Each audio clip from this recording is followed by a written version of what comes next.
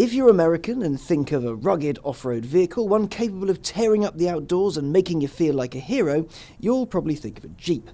If you're British, you'll think of a Land Rover, the one that's inspired by the Willys Jeeps of World War II. What started with a Defender has grown into a global mega brand, offering utmost luxury with the Range Rover and off-road cred with the now defunct Defender. But what if you want a mix of the two? You want comfort and luxury, but you also want a little bit of that old school rough and tumble. Well then, you might want to take a look at this, the new Land Rover Discovery. The Disco has been around for more than 25 years. It's been all over the world, up mountains, through rivers and to countless private schools in Cheshire. It's the Land Rover for the person who likes the idea of going anywhere, but who also wants refinement, decent seats, air conditioning that works, but they don't want to plump for a full fat Range Rover. Think of the Discovery then as the Range Rover's farming brother. It can do pretty much everything its flashy brother can do, but it doesn't wear diamond-encrusted cufflinks while it does so. It's also pretty lean. Land Rover's managed to trim up to 480 kilos off of it, depending on your trim, compared to the car it replaces. That said, the old Discovery weighed about the same as the moon. Interestingly, the new Discovery appears to be aimed at families who don't like talking to one another. So you can have up to 9 USB sockets and 4 12-volt plugs for charging devices. You can even have Wi-Fi for up to 8 devices on the go. Considering there's 7 seats, that's a lot of opportunity to not talk to one another. Here's one to file under problems you didn't know you had. You can adjust the seats in this thing from pretty much anywhere. It's kind of ridiculous. So there are buttons in the boots to raise and lower the back 2 rows, or you can do it on the central touchscreen, or you can do it via an app. So say you're in a hardware store buying bricks, right? So you got your bricks and you realise just before you get to the car, just as you're checking out, oh man, my car's set up for my family, my loving family that I adore, but that's useless for me and my bricks. Well, flip your phone out or walk into the car and press buttons and boom, you have all of that load space ready for you and your bricky pals to take home. In fact, Trick Tech is the name of the game here. You can set the car's aircon from an app. You can lock it and unlock it from one as well. There's an activity key, which means you can leave your real keys behind and unlock it with a water, wind, dust and everything proof wristband. You can even have the car drop its ride height by 40 mil to aid ingress and egress.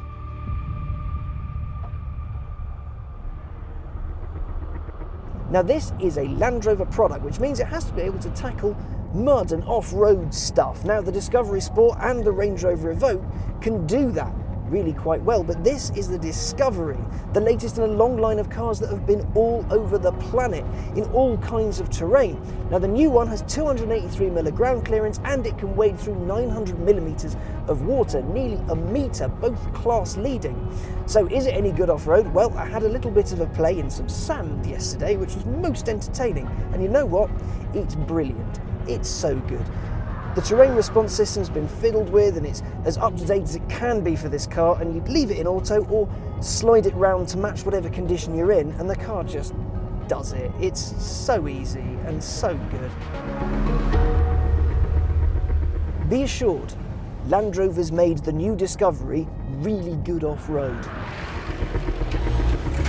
Well, isn't that a surprise? The Land Rover did well off-road. Now, before we get to the on-road bits of the driving, it's worth mentioning the autonomous stuff that Land Rover's put in place. If, like some, you have horses or trailers that need transporting, but you're not too keen on reversing them, the car can do it for you. How cool is that? But that's kind of a Discovery staple, you know, doing things that are a little bit unexpected, but super handy.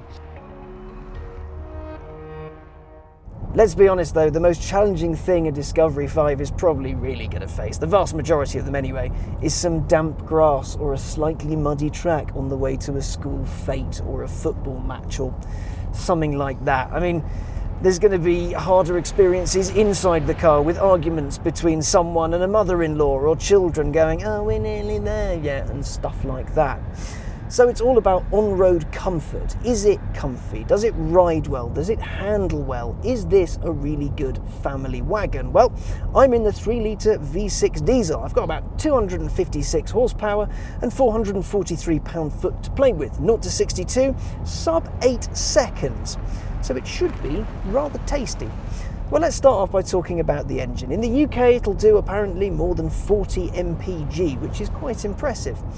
However, it's still quite a heavy car, despite the fact it's lost loads of weight over the old one, which means that 0 to 62 time, sub 8, 7.7-ish, sounds quite impressive, doesn't it? But when you really lean on it, it does take its time to build. For example, I'm just going to slow down ever so slightly, and we'll go from 50 to the speed limit.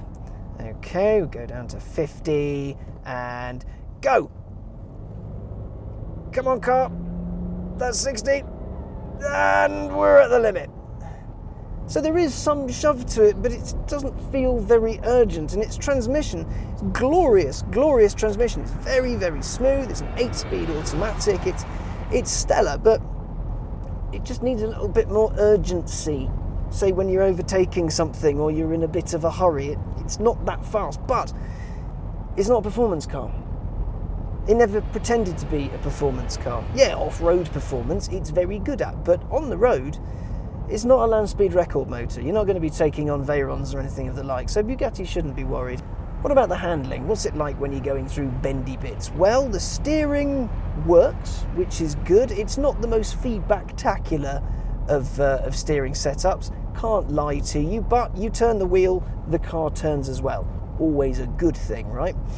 You do feel the car's weight. Under acceleration, it does pitch back, and under braking, it certainly pitches on its nose. But this has the air suspension, which is all mega and allows for different ride heights, and it adjusts the car. So if you want to load something in the trunk, you can press a button, it'll lower it a little bit, or you can raise it a little bit for hitching things, and it'll lower itself to let people in and out more easily, namely small people like children.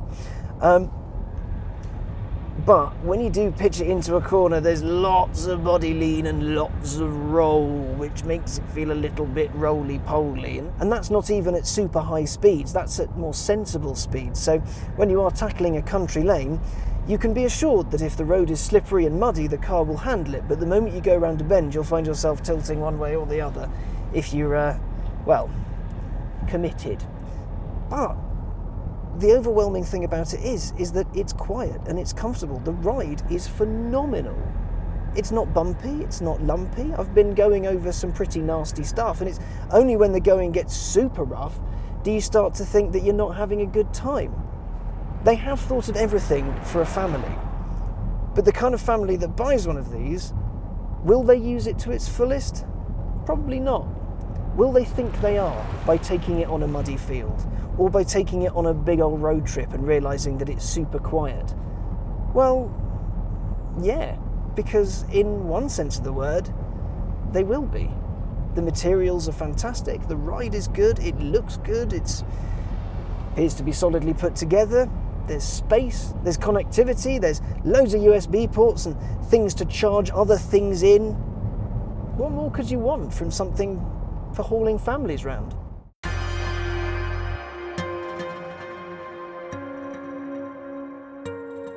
But no matter how talented it is on road, there are still some things not quite right. Its rear end, for one, is not pretty. Yes, it echoes the discos of old, but they look like that because of how the boot opened. The new one has a traditional vertically opening hatch for ease and space and stuff, so it doesn't need to look like it does. And you know what? I don't think it should. I want to talk a little bit about the Discovery's looks. You see, the Discovery arm of the Land Rover family has a very distinct look about it. This looks remarkably similar to the smaller, cheaper Discovery Sport, which means if I bought a Discovery Sport, well, I'd be rather pleased with myself because my motor looks like the bigger, more expensive one.